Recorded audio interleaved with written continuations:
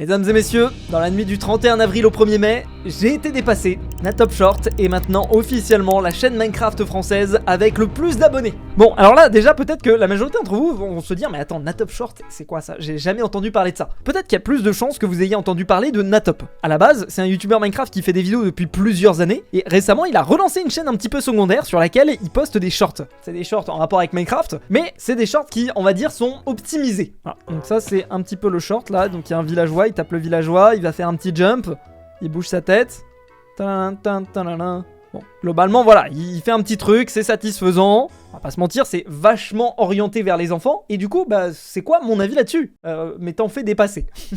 Mais avant toute chose, je vais vous parler d'Opera. C'est le navigateur que j'utilise depuis plusieurs mois parce que c'est celui qui me convient le plus. Je vais vous montrer, regardez. Déjà, on peut voir que je l'ai un petit peu pimpé. On peut choisir parmi plusieurs thèmes ou même en créer un de zéro. C'est un détail, mais ça fait plaisir. L'autre truc qu'on remarque tout de suite, c'est la barre latérale qui se trouve juste ici à gauche. C'est simple, elle regroupe tous les éléments pour nous faciliter la vie. Que ce soit les réseaux sociaux, les applis de podcast et musique, ou même les différents espaces de travail. Il y a aussi une section avec Aria AI, l'intelligence artificielle d'Opera. Pour revenir aux espaces de travail, vu que je travaille sur internet, ça arrive souvent que je me déconcentre. Donc là, je me suis fait deux espaces. Un quand je dois me concentrer et avancer sur mes projets, et l'autre quand je suis en pause, ou genre le soir en mode chill. Comme ça, plus d'excuses. Sinon, quand je travaille sur des concepts de vidéos, je prends aussi beaucoup de screenshots pour faire des moodboards sur lesquels je peux bosser ensuite. Ici, j'ai juste à cliquer sur ce petit bouton en haut pour enregistrer ce dont j'ai besoin, sans perdre de temps.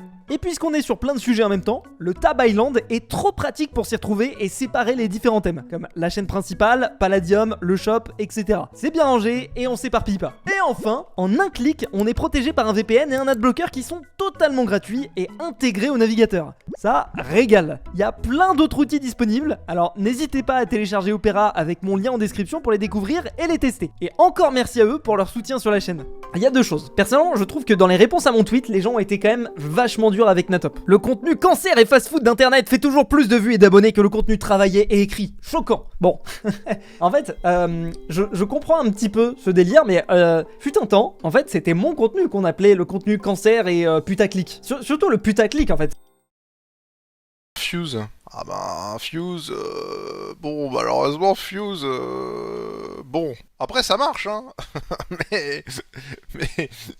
mais, bon. En fait, j'ai l'impression que tout a été décalé avec les années. Ce que je veux dire, c'est qu'en fait, le putaclic et le cancer d'aujourd'hui, c'est peut-être le truc des goats de demain. Alors, je dis pas que le contenu où tu courses une abeille et tu mets ta caméra en coin en bougeant la tête, c'est ça qui va refaire l'enfance des prochaines générations. Ce que je dis juste, c'est que les gens, avec le temps, ils ont tendance à catégoriser ce qui est nouveau comme moins bon. J'en avais déjà parlé il y a 2 ans, quand on parlait de la nouvelle génération des youtubeurs Minecraft, où les gens trouvaient ça, entre guillemets, cancer, mauvais. Chacun peut avoir son avis là-dessus, mais je pense qu'il faut quand même garder un petit peu de recul et essayer de se rendre compte pourquoi est-ce que ça se produit. Bon, déjà la vérité c'est que si tu regardes les commentaires des shorts, la majorité des commentaires, c'est des commentaires qui ne sont pas en français. Du coup, l'audience c'est très clairement une audience internationale, une audience pour les enfants, et je pense pas qu'on ait la même démographie entre Natop et moi. Et le truc que je trouve intéressant et que je trouve un petit peu presque hypocrite de certaines personnes sur Twitter qui vont se retrouver à cracher sur Natop, qui d'ailleurs au passage est relativement humble vis-à-vis de sa nouvelle position de plus grosse chaîne YouTube française. Bon, j'ai triché, c'est pas bien mérité, ça prouve juste que le nombre d'abonnés veut plus dire grand chose. Le truc c'est que moi je comprends parfaitement pourquoi est-ce qu'il en est venu à faire ça. Alors c'est critiquable, hein, c'est vrai que c'est du contenu un petit peu fast-food, un petit peu poubelle, mais si on regarde les vidéos qu'il faisait avant, c'est un truc que j'ai revu pas mal passer sur Twitter en réponse à mon tweet, c'est que ah bah ouais Natop, avant tu faisais du beau contenu, maintenant tu fais du contenu cancer, ah c'est vraiment scandaleux, c'est n'importe quoi. Sauf qu'en fait la réalité c'est quoi? C'est que je connais très bien la quantité de travail que ça représente de faire les vidéos qu'il faisait il y a 3-4 mois, voilà, je vois bien en fait que c'est énormément de temps de préparation, énormément de temps de tournage, énormément de temps de montage, c'est des efforts, c'est compliqué, et on va pas se mentir, aujourd'hui Minecraft est pas dans une forme olympique. Du coup, qu'est-ce qui se passe quand t'es Natop? Tu te dis, putain, je passe une semaine à charbonner ma vidéo, je la poste, elle fait 50 000 vues. Alors je sais que beaucoup de gens vont dire, ouais, 50 000 vues c'est bien, mais en fait, tout est relatif. C'est ce qu'on appelle l'adaptation hédonique, c'est-à-dire, en fait, si t'es adapté à faire 300 000 vues par vidéo, et que du jour au lendemain tu passes à 100 000, tu vas te sentir moins bien que si tu passes de 10 000 à 50 000. En fait, ce qu'il faut se rendre compte, c'est ce qui détermine ton état d'esprit, et c'est pas bien, hein, c'est quelque chose avec lequel il faut se battre systématiquement, mais ce qui détermine ton état d'esprit, c'est l'évolution par rapport au jour d'avant. Tu te compares toujours avec ton toi d'avant et pas avec la personne qui elle fait 10 000 vues. Tu te dis pas ah je fais 50 000 vues c'est cool parce que l'autre il fait 10 000. Non tu te dis putain je suis passé de 100 000 à 50 000 ça fait chier. Et voilà en tant que youtubeur je pense qu'il y en a probablement qui regardent cette vidéo. Vous savez de quoi je veux parler. Vous savez que voilà même si vous faites une vidéo qui fait 100 000 vues si elle est 10 sur 10 vous êtes dégoûté. Et je pense que ce qui s'est passé avec Natop c'est que il s'est retrouvé un petit peu dans un truc où il a dû en avoir ras-le-bol de poster, de travailler entre guillemets autant sur ses vidéos qu'il poste et de pas avoir les résultats qu'il veut. Du coup il a dû commencer à expérimenter avec les shorts et là qu'est-ce qui se passe? Des millions de vues. Mais quand je dis des millions de vues c'est vraiment pas pour déconner en fait. Si vous regardez 1 million d'abonnés les 30 derniers jours et 189 millions de vues. Alors oui la majorité des vues c'est des vues qui proviennent des shorts donc c'est pas ça non plus qui va le rendre millionnaire mais sur 189 millions de vues dites-vous que globalement il doit toucher entre 7 et 8 000 euros. C'est énorme, ça n'a rien à voir avec ce qu'il aurait touché si c'était 189 millions de vues sur du contenu long, mais ça reste quand même, voilà, ça reste bien quoi. Surtout quand on compare aux vues de sa chaîne principale, 230 000 vues, en fait au final, je peux presque comprendre pourquoi est-ce qu'il fait ces shorts qui sont un petit peu sans âme, qui sont un petit peu dédiés aux enfants, et alors certes c'est une approche qui est très cynique aux choses, mais le truc c'est que je pense aussi qu'il y a beaucoup d'entre nous, de créateurs qui avons commencé les vidéos parce qu'on aime ça, parce qu'on a envie de faire des vidéos, parce qu'on a envie de partager quelque chose et on se retrouve un petit peu happé dans la course aux statistiques et moi le premier hein. Si vous regardez ma FAQ de cette année je passe la moitié du temps à vous dire putain des fois c'est dur, tu postes une vidéo sur laquelle t'as beaucoup travaillé qui a pas fait autant de vues, tu te dis putain tu te remets en question, c'est difficile, si tu fais moins de vues qu'avant c'est vraiment pas facile en fait, c'est quelque chose qui est ancré dans la façon dont les réseaux fonctionnent. T'es un petit peu amené à te considérer aussi bien que les statistiques que tu as sur tes contenus. Et donc forcément, quand tu es validé sur un truc, entre guillemets, en faisant aussi peu d'efforts, objectivement, je peux pas lui jeter la pierre. Je dis pas que c'est une bonne chose pour l'ensemble de la plateforme, parce que forcément, oui, c'est pas du contenu de qualité, on va pas se mentir. Maintenant, demain, à sa place, si vous pouviez faire un short par jour, faire 5, 6, 7 000 euros par mois avec ça, je pense qu'il y a peu de gens qui diraient non, en fait, moi je fais pas ça. Alors, bon, la vérité, c'est je pense qu'il y en a aussi beaucoup qui diraient non, moi j'ai pas envie de me rabaisser à ça.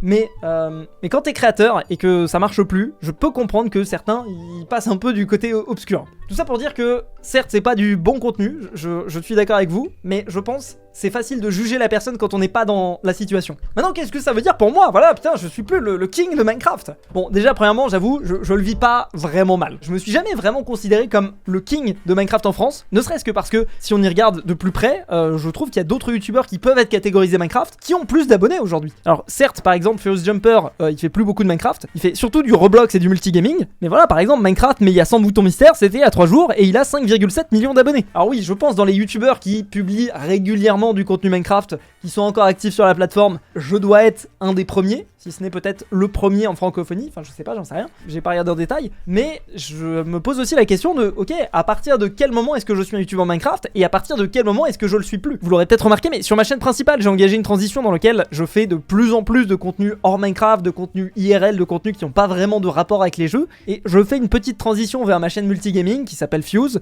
dans laquelle j'ai expérimenté par exemple de poster une vidéo Minecraft dessus, voir comment est-ce que ça performerait, est-ce que je déplacerais pas le Minecraft sur la chaîne Fuse. Je sais que c'est un avis qui est vraiment très controversé, je sais qu'il y a plein de gens qui disent non Fuse, c'est ta chaîne, ton identité c'est du Minecraft, voilà, tu devrais pas déplacer. La vérité c'est que je pense que je peux comprendre, objectivement je peux comprendre la réticence de certains, mais d'un autre côté, je pense que c'est un petit peu être lâche que de... Enfin voilà, en vrai, je trouve que Minecraft aujourd'hui est pas dans une bonne posture. Peut-être que nous, les créateurs, on n'a pas réussi à suffisamment se renouveler. Je pense aussi que Mojang a une petite part de responsabilité dans le fait que vraiment c'est n'importe quoi, ils mettent trop de temps à sortir les mises à jour, ils sont pas assez proactifs, ils sont trop en fait mais de toute façon je posterai une vidéo un petit peu plus tard sur cette chaîne pour expliquer mon point de vue, et je trouve que le bon exemple c'est la différence entre la façon dont Minecraft est géré et la façon dont Fortnite est géré. Vous allez voir, voilà, ça va être assez simple à expliquer. Tout ça pour dire que à quel moment est-ce que je vais arrêter d'être considéré comme un youtubeur Minecraft? Est-ce que quand je ferai plus de vidéos hors Minecraft que Minecraft, je serai plus considéré comme un youtubeur Minecraft? Est-ce que du fait que j'ai toujours un serveur Minecraft,